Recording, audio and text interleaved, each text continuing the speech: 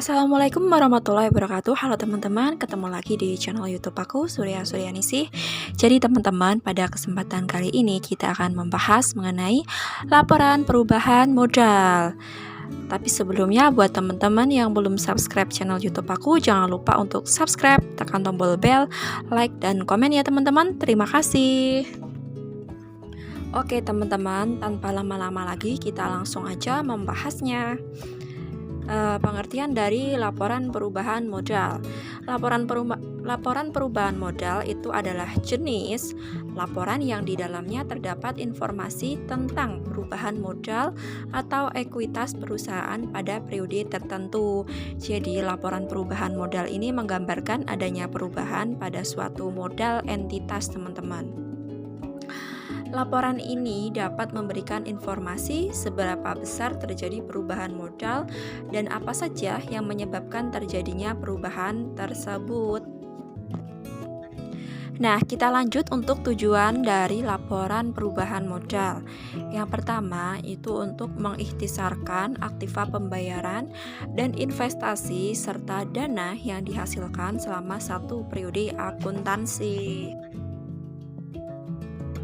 Selanjutnya yaitu untuk menyajikan pengungkapan perubahan modal kerja. Jadi intinya teman-teman, laporan perubahan modal itu tujuannya untuk menggambarkan bagaimana perubahan atas modal, teman-teman. Nah, kita lanjut lagi yaitu mengenai unsur yang ada di laporan perubahan modal. Teman-teman, unsur-unsur yang ada di laporan perubahan modal itu terdiri dari yang pertama yaitu ada laba tidak dibagi awal periode atau per awal tahun. Maksudnya ini adalah modal awal perusahaan, teman-teman. Yang kedua yaitu ada laba neto periode akuntansi. Nah, ini ada laba neto ya, teman-teman. Lalu ada dividen yang diumumkan.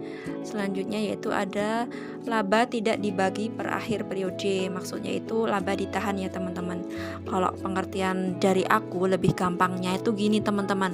Laba perubahan modal, unsurnya itu ada modal awal, terus ditambah laba bersih atau dikurangi kerugian. Nah, nanti ketemu hasilnya. Nah, hasilnya itu nanti kita kurangkan dengan adanya prive, kepentingan pribadi pemilik, teman-teman.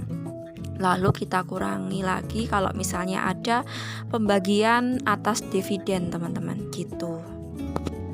Nanti ketemu laba modal akhir, teman-teman. Modal akhirnya ada berapa. Nah, kita lanjut lagi yaitu ada hal-hal yang mempengaruhi laporan perubahan modal. Yang mempengaruhi yaitu adanya setoran tambahan atau investasi dari pemilik, lalu adanya laba dan kerugian usaha. Yang selanjutnya yaitu ada pengambilan untuk keperluan pribadi atau prive, teman-teman. Jadi laba perubahan modal ini dipengaruhi oleh adanya tambahan setoran dari si pemilik atau adanya laba, kerugian, pengambilan prive, gitu, teman-teman. Oke teman-teman, kita lanjut yaitu mengenai contoh dari laporan perubahan modal.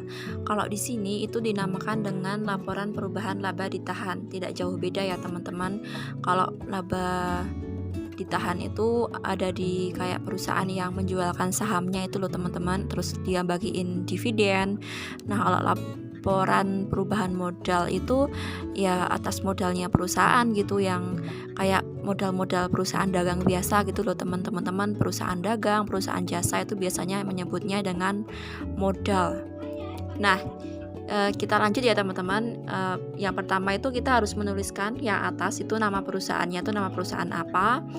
Terus di tengah-tengahnya tuh kita namain dengan laporan perubahan modal. Terus yang di bawahnya lagi kita tulis per tanggal berapa, teman-teman. Misalnya per tanggal 31 Desember 2000 berapa gitu. Terus yang pertama kita tulis yaitu modal awal perusahaan, teman-teman. Nanti di bawahnya kita tulis laba usaha. Kalau laba, kalau rugi ya kita tulis rugi usaha. Terus nanti kita kurangi,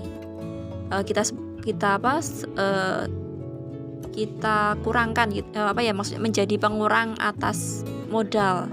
Jadi laba itu nanti menjadi penambah modal, kalau rugi ya sebagai pengurang modal, teman-teman. Nah, selanjutnya kita akan menguranginya dengan dividen dan juga prive kalau memang ada prive ya, teman-teman.